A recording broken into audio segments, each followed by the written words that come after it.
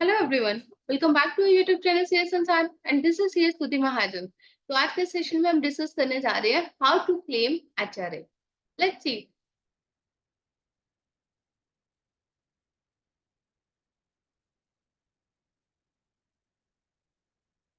As we all know, HRA salary का part रहता है। ठीक है, जब भी सैलरी मिलती है आपको, उसके अंदर हाउस रेंट अलाउंस भी आपको जैसे बेसिक सैलरी एचआरए आपको दिया जाता है। अब जो एचआरए बेसिकली मिलता है आप लोगों को कि अगर आप रेंट पे कर रहे हैं तो आप उसकी एग्जम्पशन ले सकते हैं। उस केस में अगर आपने रेंट पे किया है और आपको कंपनी से एचआरए मिला है तो आप एचआरए की एग्जम्पशन ले सकते हैं एज पर लॉ। तो इस एग्जम्पशन से आपका क्या होगा, जो आपकी टैक्सेबल सैलरी है वो आपकी कम हो जाएगी और जितनी आपकी टैक्सेबल सैलरी है आपको उसी के ऊपर ही टैक्स पे करना पड़ता है। अब जो मेनली क्वेश्चन आता है हमारे पास, क्या आता है क्वेश्चन कि एचआरए की जो एग्जम्पशन है वो कैसे मिलेगी। One question that usually arises is how one should claim full HRA exemption। जो HRA की exemption है वो कैसे मिलेगी, क्योंकि मोस्ट ऑफ द पीपल जो है वो सैलरी एम्प्लॉयज हैं, तो उनके पास जो एचआरए आता है और हर किसी को रहता है कि क्योंकि वो रेंट पे कर रही है तो उनको एचआरए की एग्जम्पशन मिल जाए, जिससे कि उनकी टैक्स लायबिलिटी जो है वो थोड़ी कम हो जाए। तो are both rent receipt and the rent agreement required is proof to pay make the claim. क्या एचआरए के क्लेम को लेने के लिए आपको दोनों रेंट रिसीट और रेंट एग्रीमेंट दोनों चाहिए क्या? रेंट एग्रीमेंट बेसिकली हम सबसे पहले बनाते हैं रेंट एग्रीमेंट। रेंट एग्रीमेंट के अंदर क्या रहता है, मेनली वो जैसे 11 मंथ्स या 12 मंथ्स का बनता है। रेंट एग्रीमेंट के अंदर क्या रहता है कि इतना पर मंथ का रेंट जो है वो लैंडलॉर्ड को दिया जाएगा। ठीक है, ये तो हमने रेंट एग्रीमेंट बना लिया कि ये दिया जाएगा, ये हमने उसके अंदर रेंट जो है वो डिसाइड कर लिया, पीरियड हमने डिसाइड कर लिया वहां पे। रेंट रिसीट बेसिकली क्या रहती है, वो प्रूफ है कि आपने उतना रेंट जो है वो लैंडलॉर्ड को पे किया है। ठीक है, रेंट रिसीट हमारा प्रूफ रहता है कि हमने रेंट पे किया है और रेंट हम उस रिसीट के बेसिस के ऊपर जो है वो क्लेम कर सकते हैं। अब कई सारी क्वेरीज भी आती हैं कि अगर हमने सिर्फ अपना एक रेंट एग्रीमेंट अपने लैंडलॉर्ड के साथ बना लिया तो क्या उसके बेसिस के ऊपर हम एचआरए की एग्जम्पशन ले सकते हैं, तो उसको हम डिस्कस करते हैं। एचआरए का अमाउंट जो है वो आपकी सैलरी स्लिप में भी दिया जाता है, जो सैलरी स्लिप आपको मिलती है उसमें भी दिया जाता है। And also the tax projection statement जो आपका एम्प्लॉयर आपको स्टार्टिंग में देता है तो उसमें भी कंसिडर कर लिया जाता है। As it is a part of the salary, the HRA amount deduction features in Part B of Form 16 provided by the employer। जो एम्प्लॉयर आपको फॉर्म 16 देता है उसके पार्ट ए और पार्ट बी रहता है। जो एचआरए की डिक्लेरेशन है कितना उसको एचआरए मिला है वो पार्ट बी के अंदर रहता है। अब हमारा क्वेश्चन आता है, is rent agreement enough to claim HRA exemption? क्या आपको एचआरए मिला है तो आपको एचआरए की एग्जम्पशन लेनी है, तो उसके लिए क्या आपका रेंट एग्रीमेंट सफिशिएंट है? A rent agreement is important but not sufficient on its own to claim HRA exemption for tax purposes। जो अभी हमने डिस्कस किया, रेंट एग्रीमेंट आपको चाहिए, वो तो एक लैंडलॉर्ड के साथ एक एग्रीमेंट आप ड्राफ्ट कर लेते हैं कि इतना एग्रीमेंट इतने पीरियड का हमने उसके साथ कर लिया है कि रेंट पे करना है और इतना उसको रेंट हमने पे करना है। Rent receipt serve as a proof that the employee has paid the rent as specified in the agreement. और रेंट रिसीट जो आपने रेंट वाकई में, रेंट एग्रीमेंट तो हो सकता है कि लेटेस्ट सपोज अगर हम बात करें उसने जनवरी में रेंट एग्रीमेंट जो है वो ड्राफ्ट कर लिया, ठीक है, और उसके बाद उसने छोड़ दिया, तो वहां पे रेंट एग्रीमेंट वो आपने जनवरी से लेकर दिसंबर तक का कर लिया, डेट मीन्स उसने 12 मंथ्स का कर लिया, बट वहां पे कहाँ क्लैरिटी लिखी है कि वो जनवरी से लेकर दिसंबर तक यहाँ पे रहेगा ही। तो रेंट रिसीट जो है वो प्रूफ है कि आपने उसको रेंट पे किया है जितना एग्रीमेंट के अंदर दिया गया। Therefore, it's advisable to keep both the rent receipt and the rent agreement with you। तो आपके पास दोनों ही चीजें होनी चाहिए। As you may be asked by the assessing officer to submit them if any discrepancies are found by the income tax department। अगर कभी भी आपने एचआरए का क्लेम किया है और डिपार्टमेंट से आपके पास कोई नोटिस आ जाता है किसी भी तरह का, तो उसके लिए आपको रेंट एग्रीमेंट और रेंट रिसीट दोनों ही चाहिए अगर आप उसको क्लेम कर रहे हो एचआरए को। अब absence of rent receipt could lead to denial of HRA claim।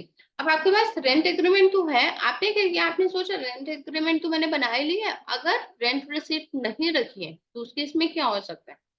Simply executing a rent agreement doesn't prove that you have actually paid the rent amount mentioned on it।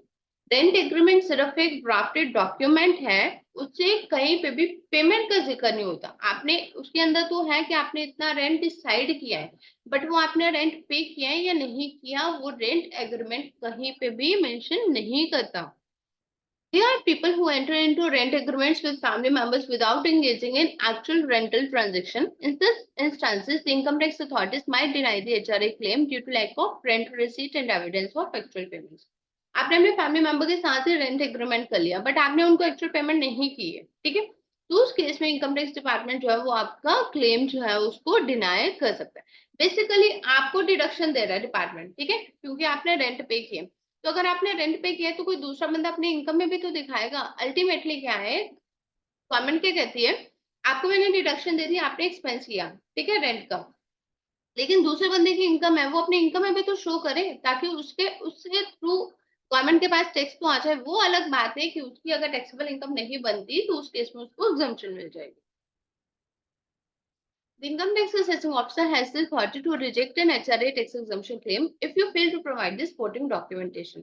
जैसे कि rent receipt, चाहे आपके पास rent agreement है, अगर आपका कोई notice निकल आता है, ठीक है, आपको वहां पे जाके क्लियर करना है कि मैंने ये रेंट पे किया है, आपके पास रेंट रिसीट नहीं है, आपके पास सिर्फ रेंट एग्रीमेंट है, तो सेसिंग ऑफिसर के पास पावर है कि वो आपका जो एचआरए का क्लेम है उसको डिनाई कर सकता है। Assessing officers are bestowed with various powers to collect the information and verify the legitimacy of claims in taxpayers' filing of returns. They can also conduct the inquiries and seek necessary documents. जहां पे भी department को लगता है कि आपके return के अंदर कहीं पे भी डिस्क्रिपेंसी है या उसको इंक्वायरी चाहिए, तो डिपार्टमेंट इंक्वायर कर सकते हैं, आपसे डॉक्यूमेंट्स जो है वो मंगवा सकते हैं। तो इसलिए आपको रेंट एग्रीमेंट के साथ साथ अपने पास रेंट रिसीट रखना बहुत जरूरी है अगर आपने एचआरए क्लेम किया हुआ अपने आईटीआई का। Next, pan card is necessary for claiming HRA exemption.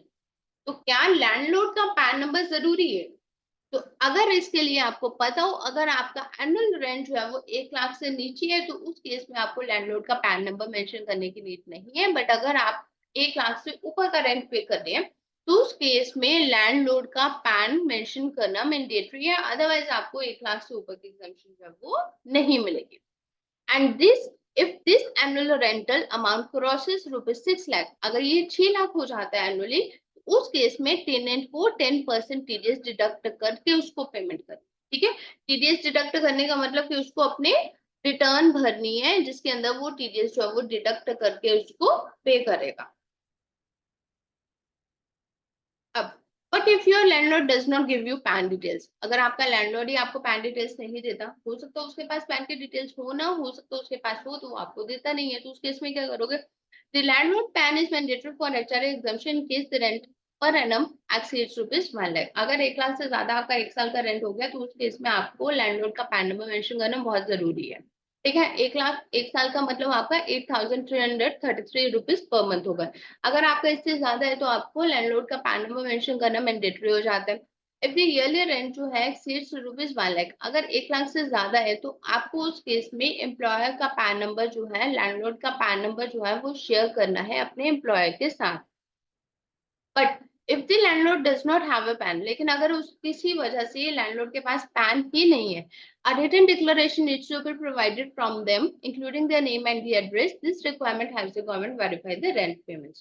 उसकी उस केस में क्या करना है, आपको उनसे रिटर्न डिक्लेरेशन लेनी है कि लैंडलॉर्ड से लेनी है, ये उनका नाम, ये उनका एड्रेस है और इनके पास पैन नंबर नहीं है, और ये आपको सबमिट कर देना अपने एम्प्लॉय के पास, कि ताकि कल को अगर कहीं पे भी दिक्कत आती है, आपके एचआरए क्लेम के अंदर दिक्कत आती है, तो उस केस में जो डिपार्टमेंट है वो क्वेरी कर सकते हैं, उस नेम और एड्रेस के ऊपर उस लैंडलॉर्ड से क्वेरी की जाएगी, और वाकई अगर उनका पैन नंबर नहीं है तो उस केस में डिपार्टमेंट आपको छोड़ देगा, और अगर आपने कहीं कुछ गलत किया है तो उस केस में आपके पास जो भी पेनल प्रोविजन है वो एप्लीकेबल हो जाएंगे। तो एचआरए का अगर आप क्लेम कर रहे हैं तो आपको बहुत ध्यान से करना है, क्योंकि एचआरए जो आपकी सैलरी का एक हैवी अमाउंट ऑक्यूपाई करते हैं, और रेंट अगर आप पे कर रहे हैं तो आप एचआरए की एग्जम्पशन जो है वो ले सकते हैं, जिससे कि आपकी टैक्सेबल सैलरी कम हो जाएगी, आपका टैक्स जो है वो कम बनेगा। अगर आपने जो एनुअल रेंट है 1 लाख से कम पे कर रही है, तो उस केस में आपको लैंडलॉर्ड का पैन नंबर देने की नीड नहीं है। बट अगर आप 1 लाख से ज्यादा रेंट पे कर रही है, तो उस केस में आपको लैंडलॉर्ड का पैन नंबर देने की नीड है। और अगर आपका वही रेंट जो है वो 6 लाख रुपीज पर एनम हो जाता है, तो आपको 10% टीडीएस काट के ही लैंडलॉर्ड के अकाउंट में उसकी पेमेंट करनी है। तो एचआरए का क्लेम अगर आप, क्योंकि most of the salaried person जितने भी हैं वो एचआरए का क्लेम करते हैं, और एचआरए को लेकर हमारे पास बहुत सारी क्वेरीज में आती है। अगर आप एचआरए का क्लेम कर रही हैं तो उस केस में रेंट एग्रीमेंट के साथ साथ आपको जो रेंट रिसीट रखना बहुत ही जरूरी है। कभी भी कल को अगर आपके पास कोई नोटिस आ जाता है, डिपार्टमेंट से नोटिस आ जाता है कि ये दिखाने के लिए कि आपने रेंट पे किया है, तो उस केस में आप एग्रीमेंट के साथ साथ उनको रेंट रिसीट दिखाओगे जो कि प्रूफ है कि आपने पे किया। रेंट एग्रीमेंट सिर्फ एक डॉक्यूमेंट्री एविडेंस है कि आपने इस पार्टी के साथ, इस लैंडलॉर्ड के साथ रेंट एग्रीमेंट जो है वो साइन किया है, इतने पीरियड का साइन किया और इतने अमाउंट का साइन किया। एचआरए की एग्जम्पशन आपको तब मिलती है जब आपने वो रेंट एक्चुअल में पे किया है। तो एक्चुअल में पे करने का प्रूफ जो है वो है आपके पास रेंट रिसीट। तो कभी भी रेंट एग्रीमेंट और रेंट रिसीट को लेके कंफ्यूज नहीं होना, क्योंकि बहुत सारी क्वेरीज आती है कि हमने रेंट एग्रीमेंट उनके साथ ड्राफ्ट कर लिया, हमने रेंट एग्रीमेंट अपने पास संभाल लिया, तो हमें रेंट रिसीट देने की क्या नीड है। रेंट एग्रीमेंट इक्वली इंपॉर्टेंट है, बट वो सफिशिएंट नहीं है एचआरए की एग्जम्पशन क्लेम करने के लिए। रेंट एग्रीमेंट में बार बार अगेन आपको इसलिए एक्सप्लेन कर रही हूँ कि वो सिर्फ एक हमारे पास एक डॉक्यूमेंट्री एविडेंस है। रेंट रिसीट जो है वो हमारे पास प्रूफ है कि हमने रेंट पे किया है, और हम उस रेंट की डिडक्शन जो है एग्जम्पशन वो क्लेम कर सकते हैं एचआरए के अंदर। So this is all for today. Thank you for watching this video. Please subscribe to our YouTube channel CA Sansar. Thank you and stay tuned.